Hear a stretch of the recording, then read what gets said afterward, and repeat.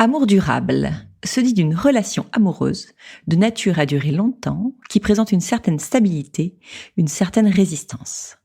Envie d'appliquer le concept de durabilité non seulement à vos vêtements, à vos meubles, mais aussi à votre couple?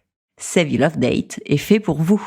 Découvrez Save Your Love Date, le concept qui vous inspire pour une vie à deux harmonieuse, renouvelable et sexy.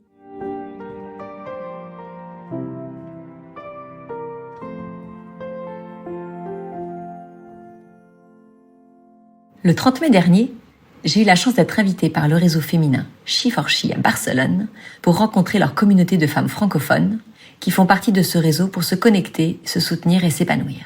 Le temps d'une soirée, nous avons échangé sur le défi de l'amour durable.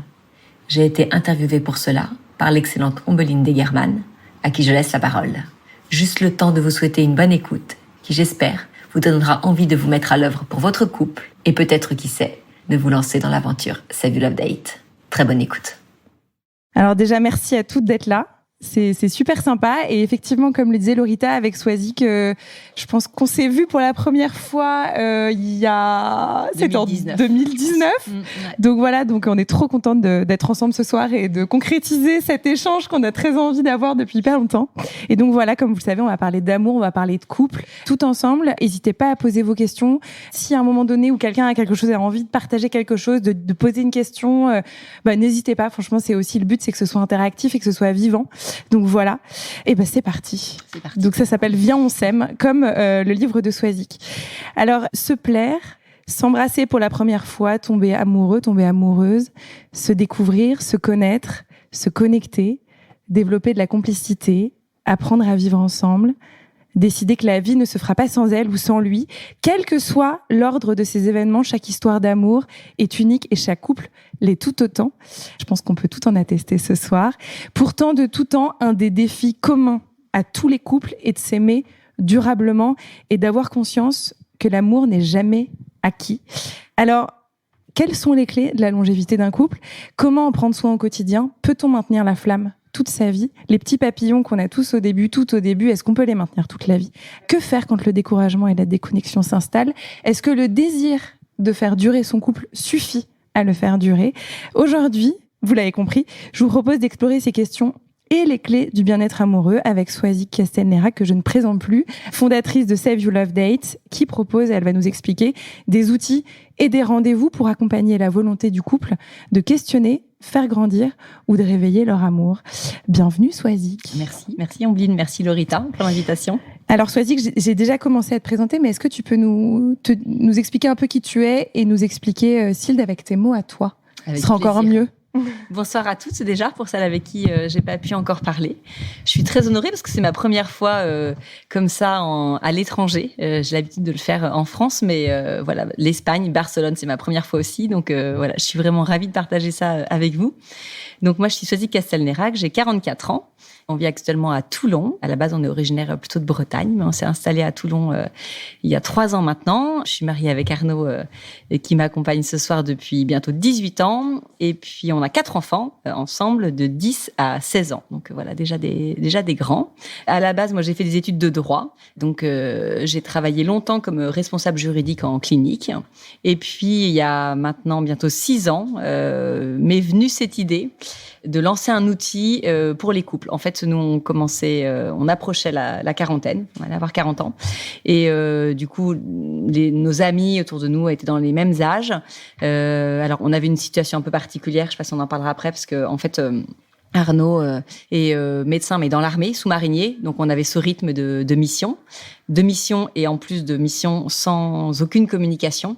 Donc, ce qui fait que très tôt, on a eu une conscience de notre couple et très tôt, on s'est dit, en fait, si on veut que ça marche et si on veut que ça dure tous les deux, va falloir vraiment qu'on fasse très attention.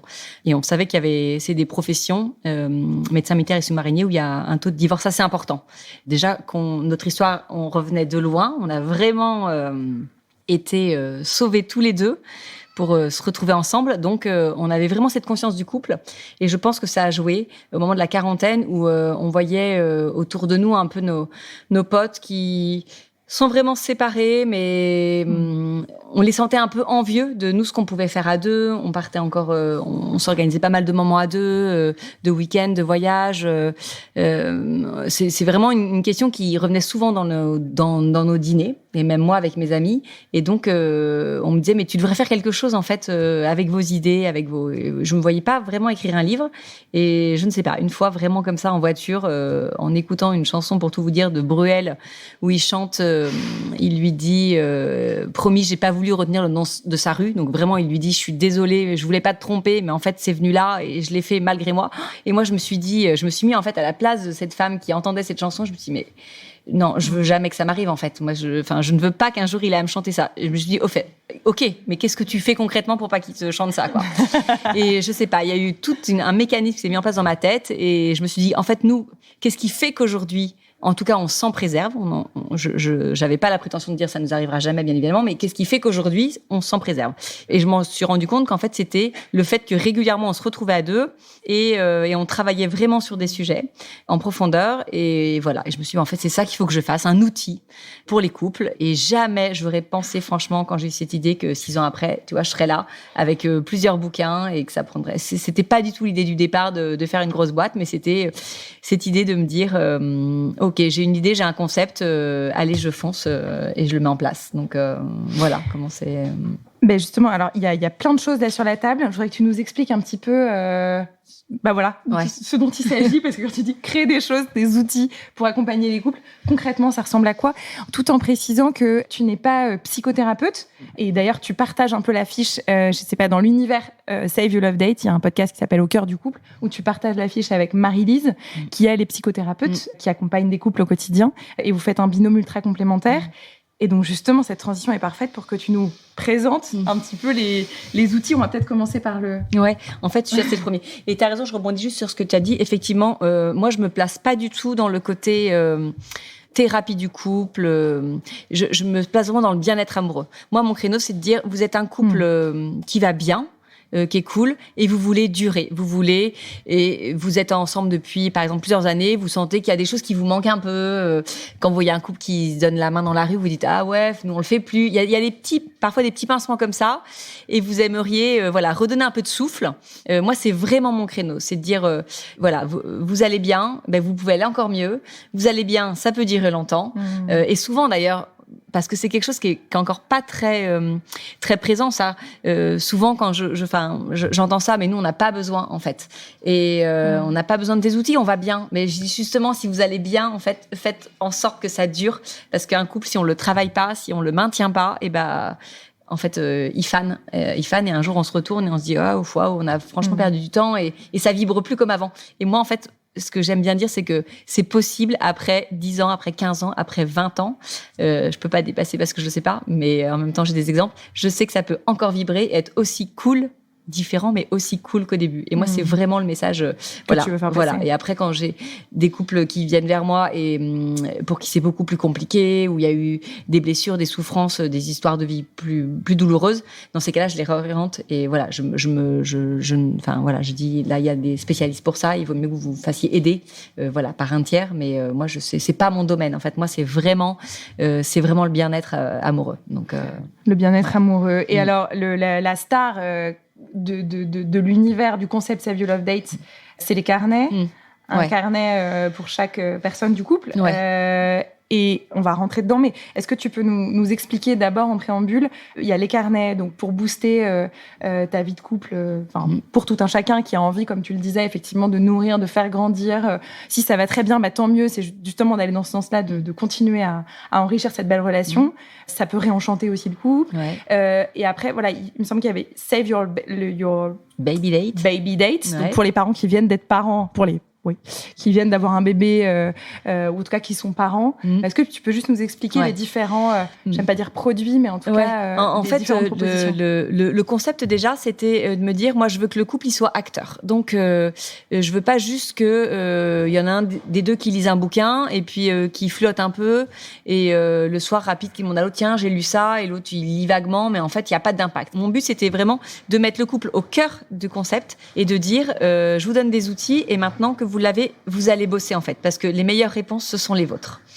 Donc effectivement, j'ai commencé d'abord par les booster parce que nous, c'est vraiment ce qu'on était en train de vivre. C'était donc à cette époque-là, on avait 12, 13, 14 ans de vie commune.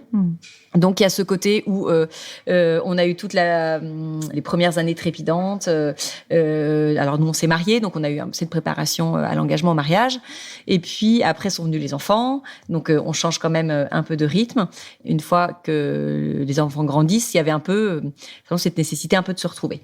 Et en fait, l'idée de ces premiers-là, c'était vous avez 5, 10, 15 ans de vie commune et il y a des choses en fait qu'on ne se dit plus, il y a des sujets qu'on n'aborde plus parce qu'on n'y pense pas, parce qu'ils semblent un peu révolus, parce qu'il y a des sujets tabous.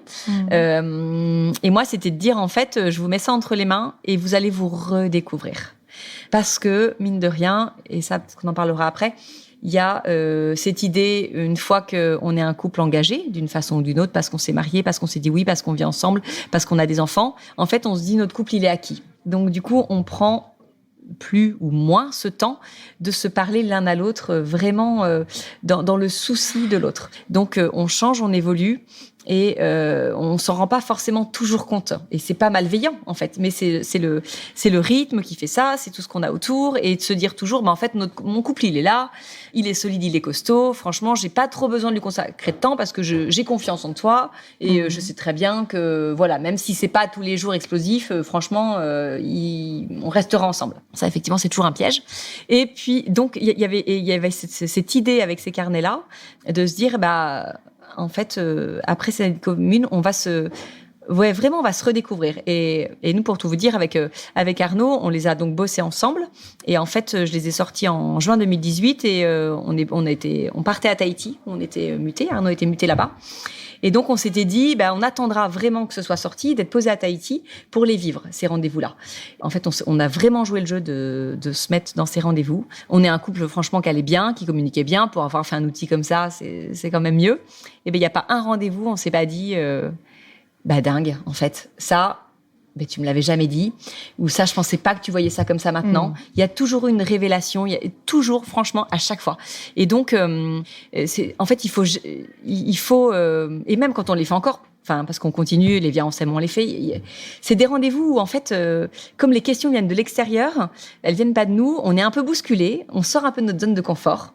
Et en fait, on est un peu obligé de venir se livrer à l'autre. Donc ça, c'est assez fort, en fait, dans les rendez-vous. Et c'est le concept que j'ai gardé, en fait, pour tous les outils que j'ai faits. Mais l'idée, c'est de se retrouver, en tout cas, autour de questions. On va y revenir après plus en détail, mais en tout cas, donc, il y a celui-ci, donc, vraiment pour booster sa vie de couple. Save your baby, je vais pas y arriver. Voilà. En fait, il y a le Viens on s'aime, qui est vraiment le carnet de couple, qui est un tête-à-tête par mois pour cultiver votre amour. Donc, pour le coup, c'est à remplir ensemble. Ouais, celui-là, voilà, exactement. Donc, voilà. Et après, tu as écrit un livre. Ouais, on a écrit avec Marie-Lise, dont on parlait tout à l'heure, avec qui tu partages le podcast. Et là, c'est sur les 5 clés de l'amour durable. Et justement, j'ai envie de te demander, c'est quoi les clés de l'amour durable ? Si tu devais, en 2-3 phrases, nous expliquer avant qu'on rentre plus dans le détail. En fait, clairement, on n'a rien inventé dans ce livre. Quand on lit, il n'y a pas un truc révolutionnaire. Mais ce qu'on voulait, c'est un peu rassembler dans un livre un peu les bases à mettre en place dans son couple pour que ce soit costaud et pour donner les chances de durer. Je dis toujours les chances parce qu'en fait, il n'y aura jamais de recette miracle. Évidemment, ce serait trop simple. Le couple, j'allais dire la base pour qu'il dure, c'est de s'en occuper. C'est d'être là, c'est d'être présent, c'est déjà de le considérer, de vraiment avoir cette conscience du couple, comme j'ai dit tout à l'heure, de dire il y a toi, il y a moi, et puis il y a vraiment nous deux, il y a ce couple. Donc, en fait, les meilleures clés, c'est presque celles que vous trouvez. Mais en fait, par cette lecture, l'idée, c'était, une fois encore, comme les carnets, c'était de le mettre dans le couple, bouquinez à deux. Prenez ce premier chapitre, lisez-le ensemble, servez-vous un petit verre, vous mettez tranquille, et puis après dites-vous, nous, est-ce que ça résonne en nous ? Qu'est-ce qu'on fait là-dessus ? Et à chaque fin de chapitre, il y a des questions, justement, pour... Moi, je veux toujours être là pour inspirer et pour lancer des conversations. Les podcasts, je dis pareil souvent, écoutez-les à deux.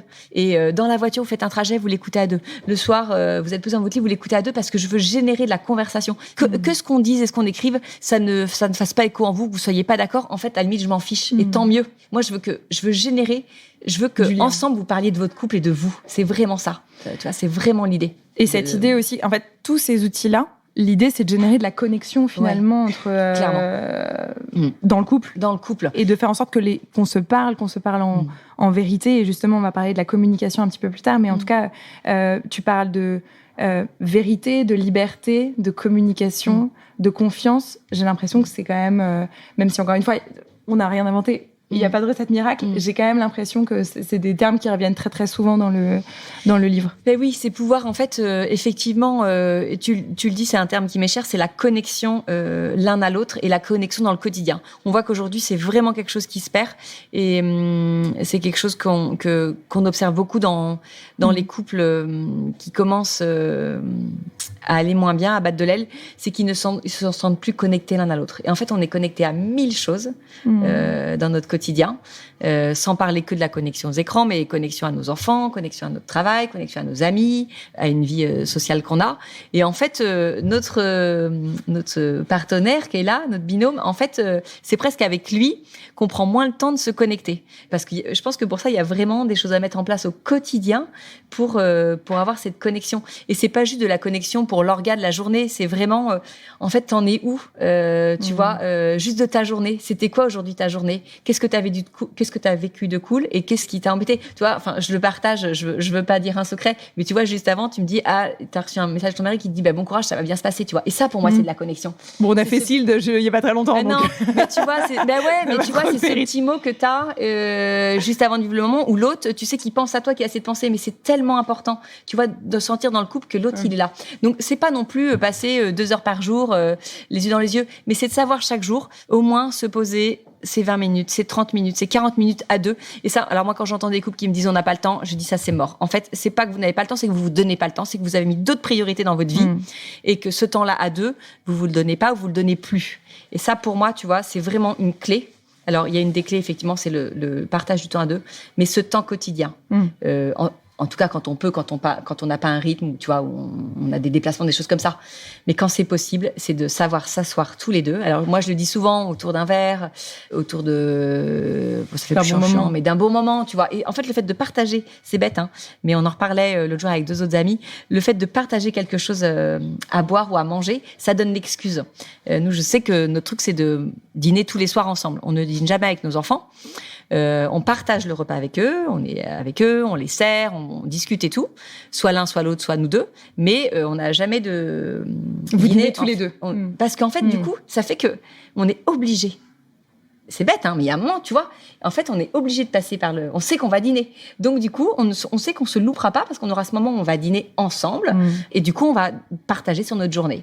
Donc, ce qui fait qu'effectivement, on regarde peu de films, on regarde peu de séries parce que, les enfants, c'est pas avant 21h, on se met pas à table, franchement, on boit pas nos verres avant 21h. Donc, voilà, ça fait 21h. Mais, en fait, on a ce passage obligé ensemble. Où on va se voir. Donc, c'est pas tous les soirs parce que, on a notre, chacun de notre côté, nos activités, notre boulot, notre garde, mais on a ça. Donc il faut trouver dans le couple en fait presque ce passage obligé où on va se retrouver. Mais voilà, c'est une des clés en tout cas que tu vois que je donne et que j'ai à cœur de partager parce que on va en partager plein d'autres, t'inquiète après.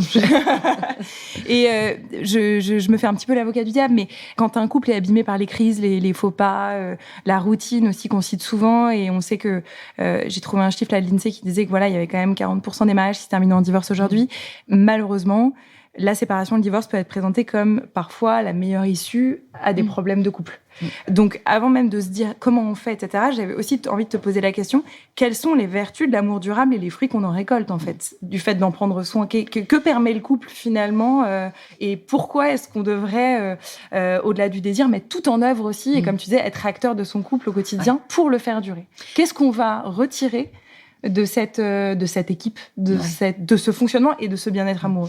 Le premier mot qui me vient, c'est une énergie de dingue, en fait. Parce que pouvoir, tu vois, être installé dans son couple, avoir au quotidien cet autre sur lequel tu peux compter, sur lequel tu peux t'appuyer, auquel tu peux te confier, qui va te consoler, qui va te protéger, dont toi, tu vas avoir le même rôle pour lui, c'est quand même une sérénité. Moi, je trouve une énergie qui est dingue. Et souvent, dans les séparations, dans les divorces, c'est ce qu'on lit peu. Et jamais je jugerais, évidemment, un couple qui se divorce, tu vois, ça leur est très personnel. Mais cette énergie qu'on va mettre parfois, que demande un divorce. Quand même, on le sait, ça abîme beaucoup, ça fait mal, c'est de la souffrance, c'est des conséquences aussi sur la vie des enfants, c'est des conséquences économiques. Enfin, et ça prend beaucoup d'énergie. Et parfois, en fait, il faudrait cette énergie se dire, plutôt que de la mettre dans notre séparation, en fait, on va la mettre dans notre couple. Tu vois, on va la transposer parce que parfois c'est la flemme aussi. Tu vois, la flemme de cette impression d'être un peu arrivé au bout du couple, ça vibre plus. De plus avoir envie d'y mettre une énergie, de plus avoir envie d'y mettre du temps, et donc se dire la séparation sera finalement plus simple. Et pour avoir lu pas mal évidemment d'études là-dessus et avoir partagé avec beaucoup de couples là-dessus, en fait, une séparation ça épuise.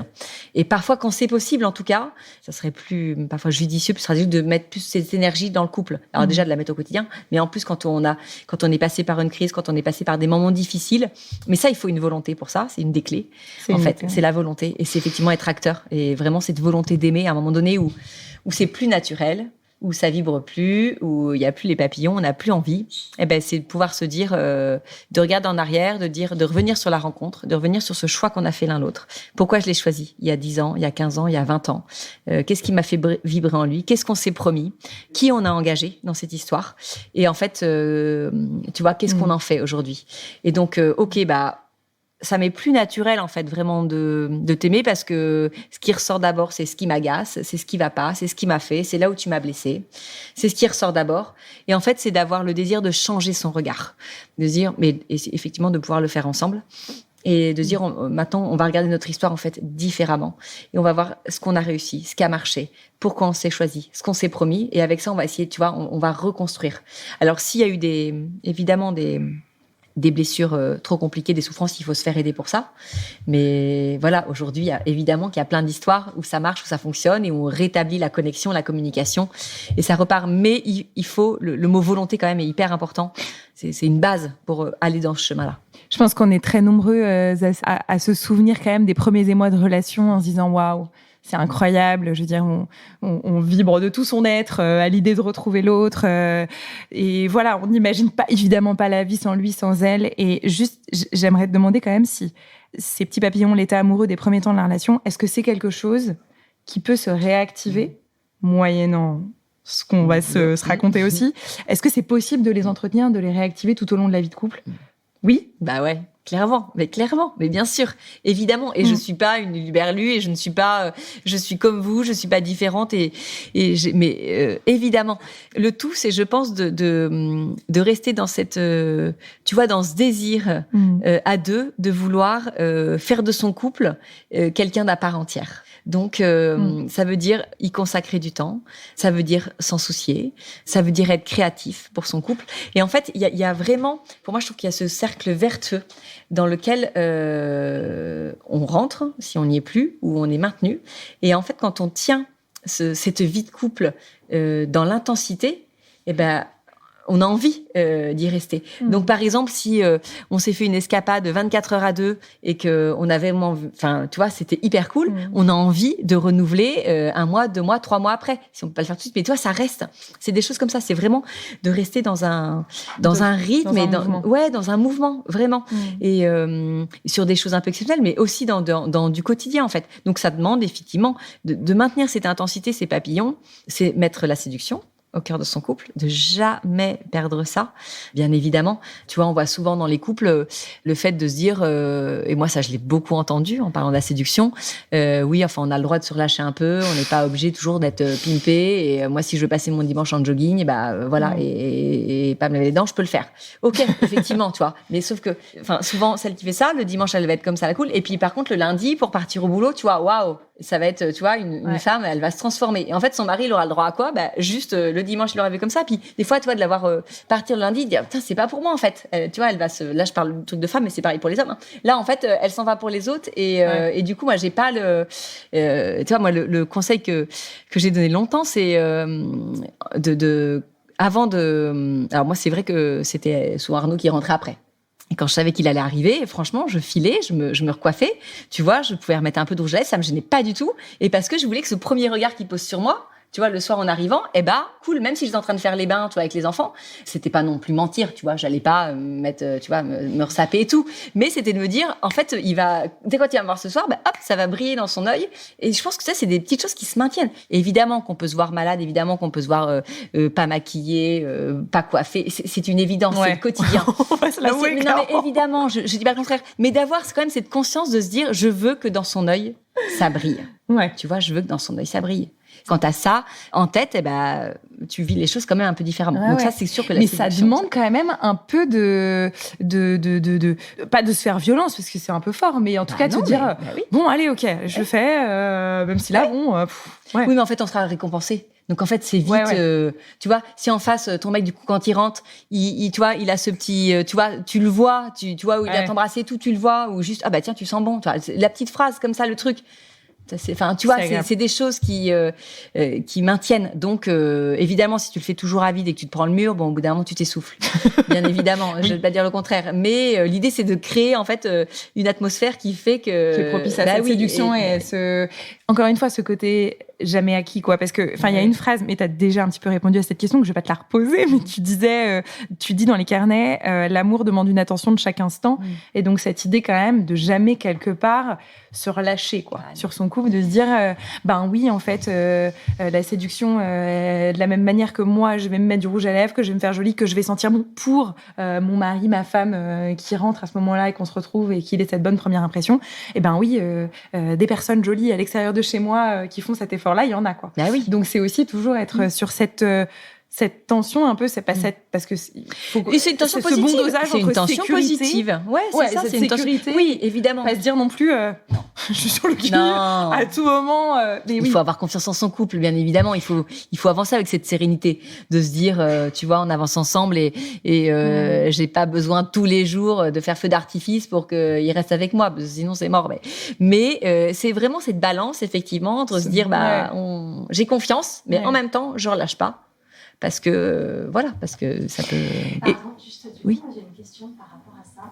C'est comment trouver l'équilibre Parce que là, vous parlez beaucoup d'un côté ou de l'autre, mais ce moment où c'est un peu aux deux de le faire, en fait. Et si on est tout seul à pédaler, à faire ces petits efforts du quotidien, comment on tend la perche à l'autre ou comment on arrive à retrouver aussi cet équilibre amener l'autre, en fait, à être dans le même. En fait, c'est pouvoir exprimer à l'autre justement ce qui peut, parce que si tu dis ça, si on sent qu'il n'y a plus l'équilibre, c'est quelque chose qui nous manque en fait. Tu vois, c'est que l'autre, il y a quelque chose qu'on reçoit plus de l'autre et qu'on aimerait bien recevoir. Et c'est pouvoir lui exprimer ça. Tu vois, tout simplement en disant tu vois, sur une situation par exemple que vous avez vécue, pouvoir se poser le soir et en reparler et dire tu vois là en fait à ce moment-là, moi j'étais déçue de cette réaction que tu as eue, ou je pensais que ça allait se passer comme ça, et puis en fait ou tu vois, dire à l'autre aussi ce qui te manque en lui. Ça, souvent, c'est vraiment des choses qui marchent en disant, tu sais, en fait, quand on s'est connus ou dans les premières fois, j'aimais bien quand on faisait ça, ou quand tu me répondais ça, ou quand on avait ces petites routines, j'aimais bien.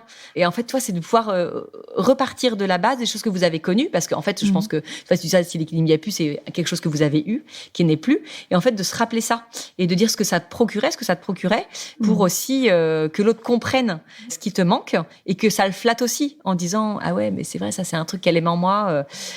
Effectivement, je comprends. Là, je suis plus au rendez-vous là-dessus. On va remettre ça en place. Tu vois, c'est réussir à exprimer ça vraiment et retourner sur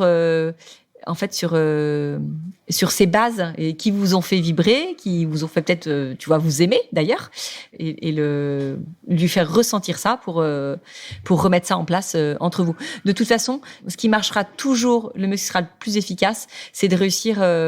Et moi, c'est vraiment quelque chose. C'est vrai qu'il y a le fond avec les carnets, mais la forme, j'insiste beaucoup dessus, c'est de pouvoir, quand vous avez des sujets comme ça, vous poser pour en parler, même pouvoir dire, écoute, si ça te va, moi j'aimerais qu'on puisse, tu vois, parler de ce sujet entre nous. Il y a des choses que j'aimerais te dire là-dessus.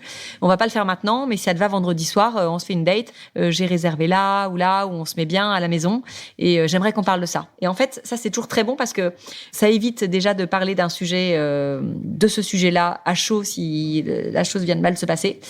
Ça veut dire aussi quand même que chez les hommes, ce qu'ils aiment beaucoup, je le sais par Sid, c'est qu'ils sont pas pris au dépourvu. Et en fait, tu vois, peut-être au départ, ils trouvent ça bizarre en disant, oh là, elle veut qu'on parle de ça vendredi soir autour d'un verre, qu'est-ce qu'elle va m'annoncer, elle va vouloir creuser et tout, panique à bord. Mais en même temps, ils sont préparés. Ils savent que, ok, en fait, là, il y a un sujet, elle veut qu'on en parle, donc on va y aller. Et c'est de mettre vraiment, tu vois, de servir le petit verre qui va bien, se mettre la petite musique cool, vraiment créer le moment qui est propice à la communication. C'est hyper important. Ça peut paraître des fois vraiment surfait, has-been, mais c'est con, mais ça marche. Ça marche. Cette ambiance détendue qu'on va se donner, tu vois, c'est pas en parler dans la voiture alors qu'éventuellement il y a les enfants derrière, c'est pas en parler au moment du bain, c'est pas en parler évidemment au moment du dîner où il y a tout le monde autour. Non. C'est se dire, c'est quand on sera tous les deux, qu'on sera posé, qu'on sera serein. Et ça, c'est les meilleurs échanges qu'on peut avoir.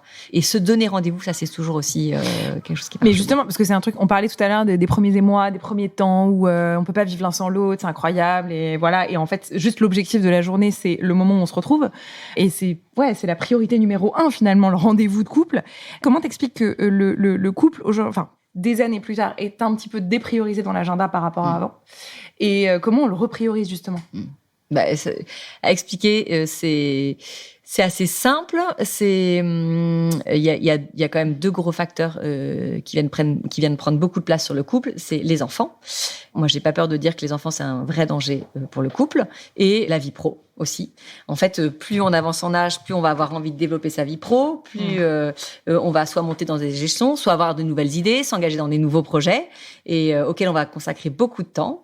Les enfants, je sais pas, il y en a certainement d'entre vous qui en ont, mais on sait le temps que ça prend, l'énergie qu'on met dedans, l'énergie qu'on nous demande de mettre dans l'éducation de nos enfants, dans le fait d'être très présent, dans le fait de développer beaucoup d'activités pour eux, d'être beaucoup à l'écoute et tout ça.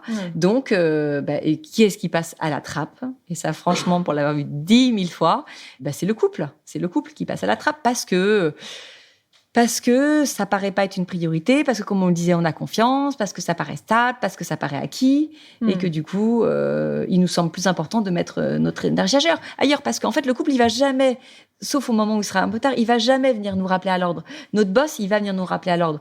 Si on a monté sa boîte, notre comptable, il va venir nous rappeler à l'ordre. Nos enfants, alors là, c'est les meilleurs pour venir, nous prendre, tout nous pomper, ce sont les meilleurs, ils savent très bien faire. Donc, ok, là, on a des signaux partout. Le couple, en fait, il va pas venir toquer en disant wow, en fait là tu m'oublies, tous les deux vous me manquez, j'existe plus. Il va pas venir faire ça. Donc il faut du coup effectivement, j'ai envie de te dire, quand on tombe sur un livre comme ça, tu vois, qu'on le fait dans une librairie, qu'on se dit ouais putain oui, en fait j'ai quand même un couple, j'ai quelque chose, tu vois, ou de voir ce couple dans la rue qui d'un coup s'embrasse. Et tu vois, en fait, nous on fait plus ça. Tu vois, t'as ces petits rappels, mais qui sont, tu vois, somme toute assez légers. Puis si on veut bien les voir, donc voilà, c'est pour ça que le couple, il fait partie des oubliés. Pour rentrer un petit peu dans le fond justement des carnets, parce que l'objectif des carnets, Swazik, tu m'arrêtes si je me trompe, c'est de proposer 12 rendez-vous, aller un rendez-vous par mois pendant une année, et de se retrouver. On va rentrer dedans, mais juste comment... Est-ce que tu peux nous donner quelques exemples de thèmes qui sont abordés? Parce que c'est un rendez-vous, un thème, qui se décline avec des questions. L'objectif étant de faire parler le couple et de se reconnecter. C'est un peu ce qu'on a vu depuis tout à l'heure. Est-ce que tu peux nous partager quelques exemples de thématiques que tu abordes et pourquoi tu les as choisis? En fait, il y a 12 thèmes de rendez-vous. Donc, effectivement, un par mois, c'est bien parce que ça demande une préparation. En fait, chacun a son carnet. L'idée, c'est vraiment, comme je disais, de ne pas être pris au dépourvu sur le thème qu'on va aborder. Donc, il y a une trentaine, quarantaine de questions par rendez-vous. Chacun les a préparées avant dans son carnet et on vient au rendez-vous en ayant déjà répondu aux questions, sachant de quoi on va parler, en sachant ce qu'on veut dire à l'autre, les messages éventuellement qu'on veut lui faire passer. Enfin, voilà, ce dont on a besoin de parler. Et ce qui est sympa, c'est qu'en fait, du coup, dans le couple, on est sur un pied d'égalité parce qu'on a eu globalement les mêmes questions. Et donc, on sait vraiment, on arrive en ayant réfléchi aux mêmes choses. Donc ça, c'est vraiment super chouette. C'est parce que quand je te disais, par exemple, tout à l'heure, vous donnez rendez-vous, je voudrais te parler de ça, parfois, c'est pas facile non plus parce que quand on s'y est pas préparé, quand on n'a pas été aidé pour y réfléchir, de soi-même, si on n'a pas forcément la technique, c'est pas simple. Donc là, c'est l'avantage, c'est une sorte de coach. On est assez guidé. On est complètement guidé. Ça, c'est sûr. sûr que et il y a un côté très scolaire. Parfois on me dit pour les hommes et tout c'est un peu trop scolaire, mais c'est ça qui aide aussi, c'est ça qui fait le succès des rendez-vous, c'est ça. Et pour les thèmes, en fait, on est vraiment parti sur 12 thèmes fondamentaux de la vie de couple. Il y a pas de choses incroyables, mais en fait ça va crescendo. Alors il y a le premier thème qui est le thème de la rencontre et qui est un peu plus court mais qui est assez dingue de reparler vraiment de vous allez voir, enfin je sais pas si c'est quelque chose que vous avez déjà fait, de reparler vraiment pour faire de votre rencontre et des premières fois, mais c'est quelque chose qui je sais pas si je dirais qui nourrit, mais en tout cas qui redonne une complicité dans le couple qui est assez dingue. Après on va parler il y a un rendez-vous qui s'appelle Qui sommes-nous, donc on va reparler de soi, de l'autre et du couple. C'est toujours ça aussi, c'est dans ces rendez-vous, c'est de pouvoir toujours avoir cette part où on parle de soi. Donc, on répond à des questions pour soi, on répond à des questions pour l'autre, et ça, c'est très fort quand on débriefe parce que quand du coup l'autre a réfléchi à nous et on se rend compte, et on se rend compte du coup du regard qu'il pose sur nous. Donc, quand on est un jeune couple, c'est assez dingue parce que la découverte, mais quand on est un couple un peu plus mûr, du coup, on se dit, ouais, en fait, tu me vois comme ça. Il y a tellement de choses qu'on se dit plus, tu vois, des qualités, des défauts, des compétences, tu vois, là, il faut citer les compétences, des forces, et l'autre t'entend dire, tiens, enfin, tu vois, là, quand t'as fait ça l'autre jour, pour moi, ça a révélé ça en toi. Évidemment que sur le coup, il nous l'a pas dit parce que ça se prêtait pas, parce que c'est un négation dont on n'a pas l'habitude. Et là, tu vois, dans cette ambiance et tout, quand il dit, mais franchement, ça fait, tu vois, enfin, moi, pour m'en rappeler encore, ça me donne des frissons parce que c'est vraiment des moments hyper forts. Et ça, à chaque rendez-vous, vraiment, on a travaillé ça avec Marie-Lise, d'avoir ce côté, on parle de soi, on parle de l'autre, et évidemment aussi on parle de son couple, parce que c'est aussi ça qu'on vient mettre en lumière dans ces rendez-vous, c'est son couple, à qui vraiment on vient donner une place, qu'on vient mettre en valeur, qu'on vient mettre en lumière. C'est vraiment aussi... Oui, c'est vrai, par exemple, il y a une question qui m'a frappée, c'est de quoi on est super fiers en tant que couple. Quelle est notre plus belle réalisation? Quel est notre meilleur souvenir à deux? Quel est le moment où on a le plus rigolé ensemble? Pourquoi? De quoi on est le moins fiers? Pourquoi? Enfin, en fait, c'est effectivement des questions auxquelles on pense pas forcément. Non. Soyons clairs. Et puis, on pense pas souvent à cette idée de il y a toi, il y a moi, et il y a le couple. Et cette espèce de carte d'identité du couple, de cartographie du couple, elle est pas évidente, j'avoue, quand elle est pas guidée comme vous le faites. Donc, j'ai beaucoup aimé aussi, je sais pas, c'est quelque chose maintenant qui est assez connu, mais les langages de l'amour. Il y a tout un thème là-dessus que je trouve hyper intéressant. Là-dessus. J'ai beaucoup aimé aussi celui sur le pardon, se disputer, se pardonner. Ouais, celui-là, il est tellement fort, celui-là. Très fort. De finir par ce rendez-vous, vous finissez en fait par vraiment par vous donner dans le couple des pardons pour des choses peut-être que vous avez jamais exprimées, pour laquelle vous considérez que c'est pardonné mais vous l'avez pas formulé. Comprendre ces disputes, comment on se dispute, mais aussi quelle est la place du pardon dans notre couple, parce que ça c'est clairement, le pardon c'est une clé de l'amour durable, c'est vraiment donc celui-là il est très fort. Après le pardon il y a la sexualité, l'un dans l'autre, donc celui-là est assez dingue aussi, parce que parler sa sexualité comme ça c'est pas forcément évident dans le quotidien. Pourtant, c'est un pilier du couple, la sexualité. Donc, c'est vraiment important de se sentir libre, de pouvoir aborder ce sujet dans son couple. Donc, évidemment que ça vient pas de but en blanc dans le rendez-vous. On parle d'abord du côté physique, de la tendresse, et après, on vient mais même si on y va franco dans les questions. Mais voilà, ça va petit à petit. Ensuite, il y a un thème sur les satellites, très intéressant. Tout ce qui gravite autour du couple de façon positive ou négative. Donc, la famille, la belle famille, les enfants, les loisirs, les écrans. Il est hyper intéressant celui-là. Il y en a un sur les projets, évidemment. Ça, c'est ce qui maintient le couple toujours en vie. Les projets qu'on peut avoir à court, moyen et long terme. Il y en a un sur la communication, la façon dont on communique. Donc, c'est assez complet. On parle très peu des enfants dans chaque rendez-vous, et c'est volontaire parce que, comme je disais, les enfants prennent suffisamment de place pour pas venir dans ces rendez-vous. Ces rendez-vous, c'est soi, c'est l'autre et c'est le couple. Donc, on en parle très, très peu. Voilà, ça, on m'a fait plein de fois la remarque. Oh, les enfants, non, je dis, oula, vous en parlez bien suffisamment. Parce que je veux aussi que dans ces rendez-vous, ce soit l'homme et la femme qui se retrouvent et non pas le père et la mère. Et donc, voilà, c'est vraiment, existe les enfants et c'est nous deux, c'est comme on s'est connus au départ, quand ils n'étaient pas là, c'est nous deux. C'est nous deux avant. Et les carnets commencent avec une lettre d'engagement de l'un et de l'autre. Et c'est des trucs qui paraissent effectivement assez, normal, logique, etc. Mais typiquement, c'est de dire, j'accepte, je m'engage à te parler en vérité, je m'engage à respecter le secret amoureux. Cette lettre d'engagement, pour toi, Swazik, c'est finalement formaliser une qualité d'écoute et de communication au sein du couple. Est-ce que tu peux qu'est-ce que tu appelles une communication de qualité, une écoute de qualité? En fait, ce premier rendez-vous qui en fait n'a pas de numéro, donc c'est un peu l'introduction où on va se dire voilà, qu'est-ce qu'on attend de cette aventure, qu'est-ce qu'on va en retirer. C'est important en fait pour que les deux soient impliqués, parce que souvent dans les couples, il y en a un qui entend parler de Sealed, qui va l'acheter, qui va l'offrir, et puis l'autre, ça lui est un peu présenté comme ça. Et en fait, le succès aussi, c'est que les deux soient impliqués. Donc, en règle générale, bon, l'homme peut être un peu plus réticent, ça peut lui parler un peu moins. Donc, il faut en fait avoir au départ cet engagement qu'on va prendre l'un envers l'autre, de se dire, en fait, ce rendez-vous par mois, voilà ce qu'on en attend. Et ok, je m'engage en fait tous les mois à ce qu'on pose la date, à ce que je le prépare, soit moi, soit toi, à préparer avant. En fait, c'est important quand on rentre dans un processus comme ça, d'acter. Et puis il y avait le côté, vu que ça c'est les boostés, tu vois, ce rendez-vous engagement, il y est pas dans les 12 rendez-vous pour s'engager dans une vie à deux, il y est pas parce que c'est la préparation à l'engagement, donc c'est différent. Mais dans celui-là, il y avait aussi le côté un peu se redire oui. Tu vois, pour cette aventure à deux, même, tu vois, j'aimais remettre ça, tu vois, sur le. Mais il y a aussi cette notion qui ressort aussi dans le podcast Au cœur du couple et que j'ai déjà entendu dans des interviews que j'avais pu faire, notamment avec Florence Escaravage, que tu connais peut-être, qui est coach aussi en relation, qui coach des couples. Et elle parlait de cette notion elle dit, mais en fait, il n'existe pas de magie.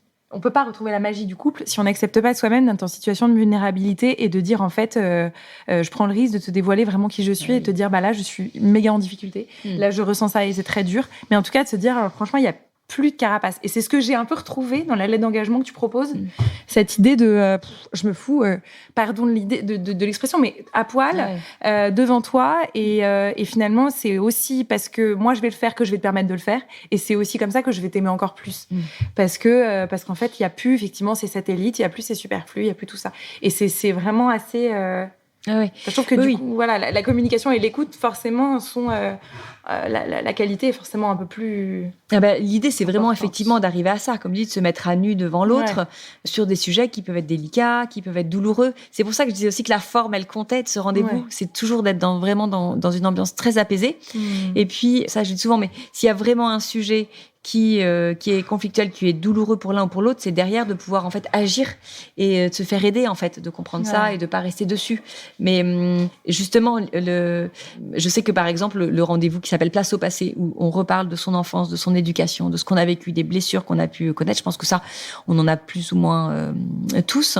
Mais celui-là, par exemple, j'ai beaucoup pensé à mes frères et sœurs quand je l'ai écrit, parce que nous, on a eu un événement traumatique avec le décès de mon père, et je sentais bien que dans leur couple, c'est un sujet qui était pas du tout fluide et dont par exemple mes belles-sœurs pouvaient souffrir parce qu'elles n'arrivaient pas en fait à faire parler mes frères sur ce sujet, et ça leur manquait. Donc parfois elles venaient me poser à moi des questions, à ma sœur, et je disais mais c'est pas à moi de te répondre en fait. Et celui-là, donc c'est pour dire qu'effectivement des fois ça va pouvoir être un peu douloureux, mais il y a vraiment des sujets qui demandent à être levés, qui demandent, et là quand en fait il y a ces petites questions qui guident, ça permet d'avancer. Mais derrière, s'il faut agir effectivement en allant plus loin, il faut le faire évidemment. Ça c'est pas et tu dis un truc magique.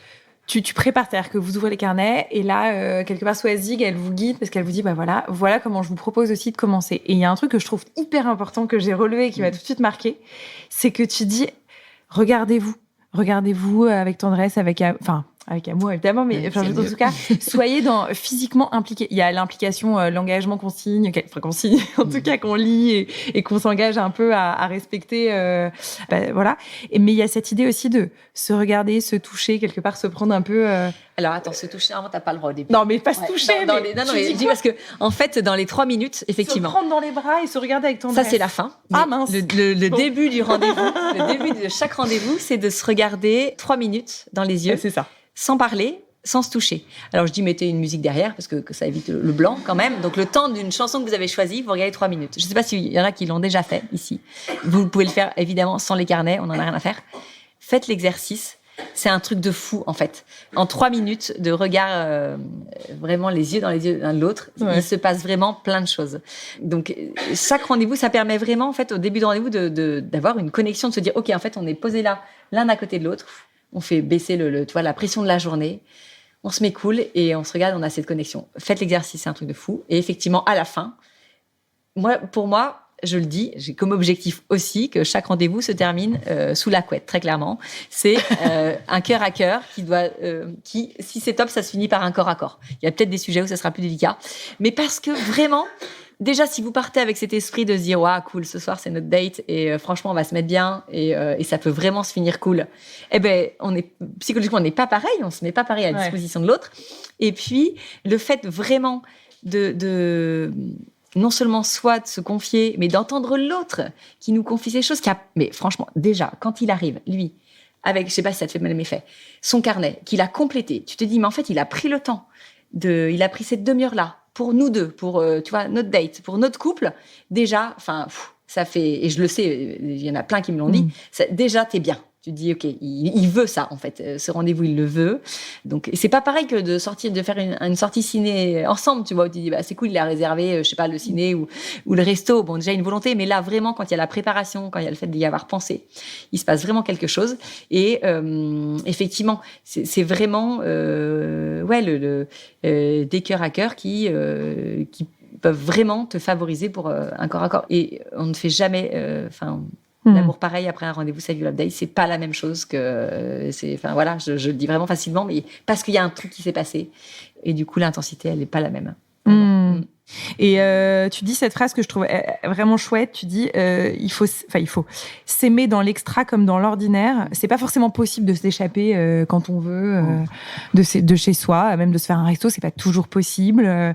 De se faire un ciné non plus. Est-ce que t'as 3 astuces? Tu nous en as déjà partagé pas mal, mais est-ce que tu as 3 astuces que vous utilisez avec Arnaud dans le quotidien qui sont vraiment des petits des astuces qui immédiatement vous reconnectent? Après, c'est très personnel, j'imagine, mais des trucs qui marchent. Le truc vraiment qu'on fait pas mal depuis qu'on est revenu sur Toulon, c'est juste partir 24 heures à un hôtel, même qui est pas loin du tout en fait. On a pu partir à l'hôtel à Toulon alors qu'on vit à Toulon. Donc on était peut-être à 2 kilomètres de chez nous et sans prendre des hôtels waouh. Après il y a des trucs, enfin il y a des applis aujourd'hui, des sites comme Staycation ou vraiment qui font des prix top. Donc c'est peut-être juste te retrouver à 18h, dîner, la nuit à l'hôtel, le petit déj le lendemain et à midi on retourne, tu vois. Et ça, franchement, c'est en temps, c'est pas grand-chose. En finance, c'est un choix qu'on fait, tu vois, mais on n'ira peut-être pas dépenser ailleurs. Donc, effectivement, sur ces 24 heures-là, on se fait un peu plus plaisir que d'habitude. Mais là, c'est vraiment... Et à la maison, choisis comment? Et à la maison, il y a le dîner tous les deux. Ouais, le dîner tous les deux, ça... c'est sûr. Et puis, des choses un peu plus exceptionnelles, tu vois, sur les week-ends. Mais c'est être créatif aussi. Ça, on en parle pas mal dans le bouquin. Mais pendant le temps, on faisait un truc qui était sympa. C'est que c'était avant les carnets, on avait déjà un rendez-vous par mois. Et en fait, il y avait un thème. Donc, on se le donnait l'un à l'autre. Et en fait, on se passait le relais. Donc, chaque mois, c'était l'autre qui préparait, mais on savait pas trop, tu vois. C'était un thème pour le coup, pas de discussion, mais d'ambiance. Et donc, ça, on le faisait dans notre salon. Donc, on crée une ambiance, un truc. Donc, effectivement, ça demande de réfléchir, ça demande de la préparation. C'est un peu, tu sais, comme choisir un cadeau d'anniversaire pour l'autre ou un cadeau de Noël. Une fois, je lui ai pris un parfum. Ouais, ok. En fait, tu t'es pas du tout foulé, quoi. T'as pris le premier truc qui était facile. Et c'est dommage, je trouve, peut-être de rester toujours dans ce truc, tu vas lire un article, tu vas avoir une idée, hop, tu te dis, tiens, ça peut être une bonne idée pour lui. En fait, t'es toujours un peu au fait de ce qui va plaire à l'autre et c'est comme ça aussi que t'entretiens, tu vois, cette tension positive dont on parlait tout à l'heure.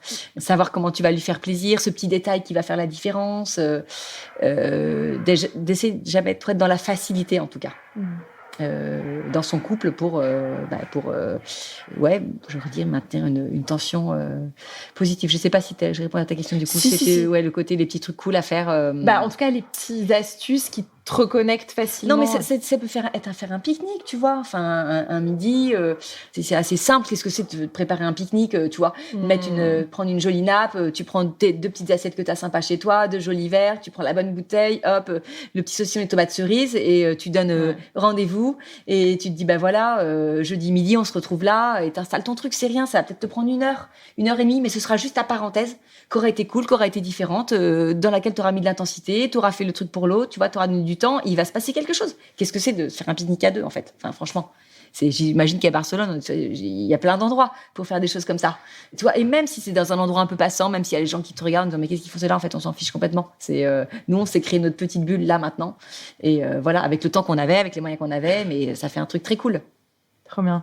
Et malheureusement, parfois, il arrive quand même que le sentiment amoureux soit moins présent, que on voit plus les défauts de l'autre que ses qualités. Il peut y avoir aussi des pensées de découragement qui germent à ce moment-là. Est-ce que, Swazik, d'après ton expérience, est-ce que les carnets, ils peuvent aider dans ces moments-là? Est-ce que quand on se dit, quelque part, on va se faire violence pour pour préparer ce rendez-vous pour y aller, etc. Ouais. Mais est-ce que, en tout cas, tu as des exemples autour de toi de couples qui, avaient un peu perdu l'étincelle, la flamme, c'était un peu dur, ils voyaient plutôt les défauts, etc. Est-ce que les carnets les ont aidés à... évidemment, des exemples, j'en ai plein, tu vois, depuis qu'il y a les carnets et tous les retours que j'ai pu avoir. Évidemment que ça aide. Je l'ai dit tout à l'heure, s'il y a des choses trop ancrées, trop douloureuses, il n'y a pas d'effet miracle, il faudra se faire aider. Mais justement, c'est aussi ces discussions qu'on va avoir qui vont mettre le doigt sur des choses qu'on pensait peut-être pas aussi douloureuses pour l'autre, ou finalement on n'avait pas digéré parce que le pardon n'avait pas été demandé ou n'avait pas été donné. Donc ça fait ressortir ça. Ça permet de le retravailler derrière. Et puis, il y a ce côté où je l'ai déjà dit, on se retrouve en fait hommes et femmes aussi autour de ces rendez-vous et on fait abstraction aussi du reste. Et ça, on n'en a pas souvent l'occasion finalement. Donc rien que ça, tu vois, cette place que tu redonnes à son couple, tu lui insuffles une énergie que tu connaissais quelque part au départ, parce qu'en fait, au départ d'un couple, je sais qu'il y a une jeune, une toute jeune amoureuse ici, on sentait quand elle en parlait, tu vois, c'est cette énergie qu'on peut donner, ce temps et tout. Et là, c'est un peu retrouver ça aussi, en fait, dans ces parenthèses-là. Ce temps que tu ne vas donner que pour ton couple.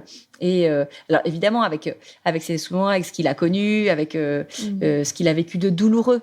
Mais c'est OK aussi de venir avec ça dans ce rendez-vous. Mais comme on s'ouvre ce temps pour ça et pour en parler, on se rend disponible l'un à l'autre, tu vois, excite les écrans, il n'y a pas d'écran, il n'y a pas d'enfant, il n'y a rien autour, il y a vraiment juste toi et moi pour nous. Donc ça redonne. Alors c'est aussi petit à petit, il faut pas dire dès le premier rendez-vous, waouh, ça va être, tu vois, c'est quelque chose que tu mets en place et c'est ça aussi qui fait son effet, c'est qu'il n'y a pas un rendez-vous, c'est qu'il y en a 12. Donc voilà, c'est vraiment une aventure mais qui demande de s'investir, qui demande du travail, qui demande du temps, mais voilà, comme la vie de couple demande. Donc Et tu dis un truc, il me semblait important aussi d'en parler. Tu dis dans le livre, je crois que c'est dans les 5 clés de l'amour durable, tu dis l'essentiel que l'un et l'autre n'attendent pas tout de leur couple et que chacun porte la responsabilité de son propre épanouissement, et de son propre bien-être.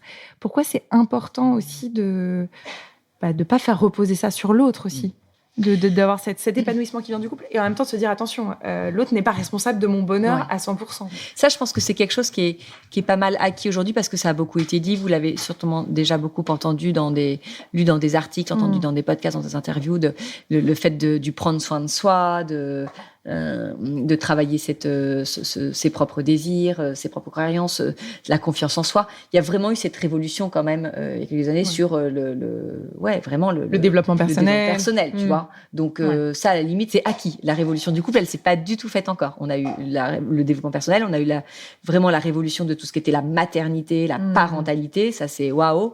Et j'ose espérer que le prochain, ça sera, tu vois, la révolution du couple. Mais pour dire qu'effectivement, ça, c'est quelque chose maintenant qui est acquis. Et c'est important. Dans son couple, on l'a dit, il y a un plus un et il y a le couple. Donc, c'est déjà d'être bien soi et de ne pas attendre effectivement de l'autre qu'il nous rende heureux. En fait, moi, je suis bien, je suis heureux et le fait d'être bien, je le partage avec toi. Mais je n'attends pas de toi. Je veux partager le fait d'être bien avec toi, je veux partager le fait que tu ailles bien, je veux qu'on partage un bonheur, tu vois. Mais surtout, tu ne portes pas la responsabilité de me rendre heureux. Et parenthèse, mais les enfants non plus. Tu vois, on peut avoir beaucoup tendance à faire porter si mes enfants sont heureux, je suis heureux. Non, jamais de la vie, en fait. Et puis surtout, s'ils entendent ça, pour eux, c'est leur faire porter une pression de dingue parce qu'ils se disent, oh, voilà, en fait, si je fais fausse route ou si je fais pas bien, en fait, ma maman, mon papa, ça va les rendre malheureux, ils seront plus heureux. Donc non, en fait, c'est pas. Moi, je fais en sorte d'avancer, d'être bien dans ma vie, d'être épanouie, d'être équilibrée. Et vous faites partie, évidemment, de cet équilibre. Mais je ne vous demande pas, je ne fais pas porter sur vous le fait que moi, j'aille bien. Donc c'est un travail de tous les jours. Hein. Là, dit comme ça paraît waouh. Mais en fait, c'est une conscience à avoir, évidemment. C'est s'en rendre compte. Mais c'est important que l'autre n'ait pas cette pression-là de participer au bonheur l'un d'autre mais d'en être pas responsable, sinon c'est beaucoup trop de... Tu vois, c'est mettre la barre beaucoup trop, c'est donner beaucoup trop de responsabilité à l'autre, en fait. Et tu as été expat, vous avez été expat avec Arnaud quelques années. Je pense qu'on est nombreuses ici à être expatriées, en couple, en famille. D'après toi, Swazik, quels sont les défis de couple qu'on peut avoir spécialement quand on est expatrié? Est-ce qu'il y a des choses auxquelles il faut faire attention ou justement des choses qui peuvent être extrêmement enrichissantes pour le couple pendant cette période-là? Qu'est-ce que tu aimerais en dire d'après ton expérience personnelle? Alors, là, je pense que je sais pas du tout où vous en êtes de votre expat et les raisons de l'expatriation. Et c'est vrai que parfois on met l'expat en place parce qu'on a besoin de se sortir d'un rythme dans lequel on était, d'un milieu dans lequel on était, et de se dire en fait il faut s'extirper de ça pour aller vivre autre chose ailleurs. Je pense qu'il faut jamais avoir l'image de l'expat c'est facile, l'expat c'est simple, et que le fait de partir à Barcelone, la vie va être cool. Nous c'était Tahiti, combien de fois on a entendu sous les cocotiers, et franchement vous n'allez pas commencer à vous plaindre de votre vie. En fait une expat, quel que soit le lieu, ça reste le fait de s'extraire déjà de son milieu, de ses racines, de ce qu'on connaissait, de ses repères, et souvent d'être complètement un peu déboussolé, déraciné, d'arriver dans un milieu où on connaît pas la ville où on arrive, ni parfois le pays, ni on connaît personne. Donc, ça met le couple en danger. Clairement, l'expat, même si on en attend des choses merveilleuses, ça met quand même le couple en danger. Du coup, c'est un sujet que j'ai pas mal bossé, l'expat, et sur lequel j'ai pas mal écrit. Souvent, c'est quand même, on vient pour le travail aussi de l'un des deux. Donc, ça veut dire qu'il y en a un qui va arriver dans le couple, qui va déjà avoir son travail, qui va devoir beaucoup s'investir parce que ça peut être un nouveau poste, soit dans la même boîte, mais soit dans une nouvelle boîte. Donc, il va vouloir beaucoup donner. Donc, il va lui falloir qu'il ait ce temps-là, qui est pas donné à l'intérieur du couple et de la famille. Donc, il y en a un des deux qui, au départ, peut se retrouver un peu seul, à devoir faire lui-même, en fait, un peu sa vie, prendre ses repères. S'il y a des enfants, gérer ça aussi pour les enfants. Donc, il y a un déséquilibre, en tout cas au début d'expat, qui peut vraiment se créer. Et là, c'est important. Justement, là, je parlais de la connexion, c'est de pouvoir tous les jours rester au fait de ce qu'on vit l'un et l'autre. C'est très important pour pouvoir être présent dans ce que l'autre vit. Tu vois, ça, je pense que dans une expat, c'est essentiel. Et puis, il y a quand même, dans l'expat, on réécrit quelque part aussi, tu vois, on doit remettre ses racines, on doit se refaire une vie sociale, donc on réécrit tout, et c'est de réussir là-dedans à être vraiment lié et à faire équipe dans tout ça, vraiment réussir à le vivre à deux, même si en journée on vivra chacun les choses de son côté, tu vois, dans ce nouveau milieu qu'on va avoir, mais de réussir à vraiment à se relier dans ce vécu-là. Tu vois, on va beaucoup dans les couples autour de nous, mais les expats, ou en fait, le retour d'expat, cata, quoi. En fait, ça n'a pas du tout été positif, et parce que le couple n'a pas su gérer, en fait, attendait trop de choses positives, et en fait, c'est embarqué là-dedans et a pas su voir ou bien gérer, les dangers que ça représentait. Et en fait, ils se sont perdus chacun de leur côté, et ça n'a pas été possible de recréer, ce avec quoi ils étaient venus. Donc, Et en rempart à ça, l'idée, c'est quoi? C'est toujours de se dire, on se retrouve, on prend rendez-vous tous les deux, on parle. De prioriser, ouais, vraiment. Ouais, de prioriser. Dire, OK, en fait, ce nouveau boulot que tu prends, je comprends que ce soit très important, qu'il faille que tu t'investisses parce que tu as tes preuves à faire, parce que on vient de tout chambouler notre vie pour ça. Donc, il s'agit pas que dans 3 mois, on te dise c'est terminé. Évidemment, ça, je le comprends. Mais, en fait, c'est quand même de prioriser et de dire, la base, elle est où, en fait? C'est quoi la base de notre vie aujourd'hui? Soit c'est ton boulot et ta carrière, soit quand même, c'est nous deux. Et derrière, c'est la famille. Et après, effectivement, ton boulot en a besoin, tu vois. Mais c'est toujours se redire où est notre priorité et de quoi on a besoin en priorité. De quoi on a besoin. Et Swazik, on arrive à la fin de notre échange. Avec quoi est-ce que tu as envie qu'on reparte ce soir pour nourrir notre couple? Voilà, quel serait le mot de la fin? Avec quoi tu as envie qu'on se quitte? S'il y avait un truc à retenir, moi, je dirais le fait d'être...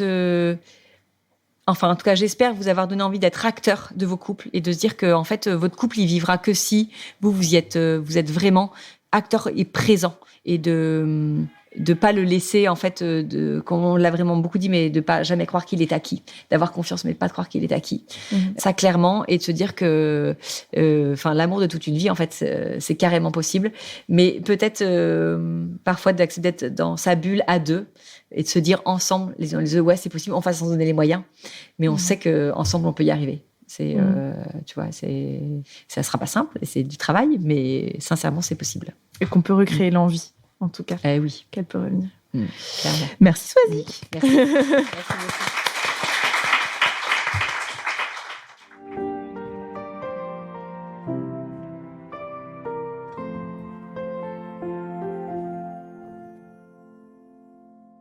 Un grand merci pour votre écoute et votre fidélité. Peut-être avez-vous découvert notre podcast Au cœur du couple grâce à cet épisode. Sachez que ce podcast est le vôtre. Ainsi, si vous rencontrez une difficulté dans votre vie de couple, si une question vous taraude ou que vous souhaitez donner un témoignage, contactez-nous sur notre compte Instagram Au cœur du couple ou via l'email aucoeurducouplepodcast@gmail.com. Marie-Lise et moi-même nous ferons un plaisir de vous accueillir à notre micro. Et si vous souhaitez découvrir le concept Savvy Love Date, rendez-vous sur savvylovedate.fr. À très bientôt.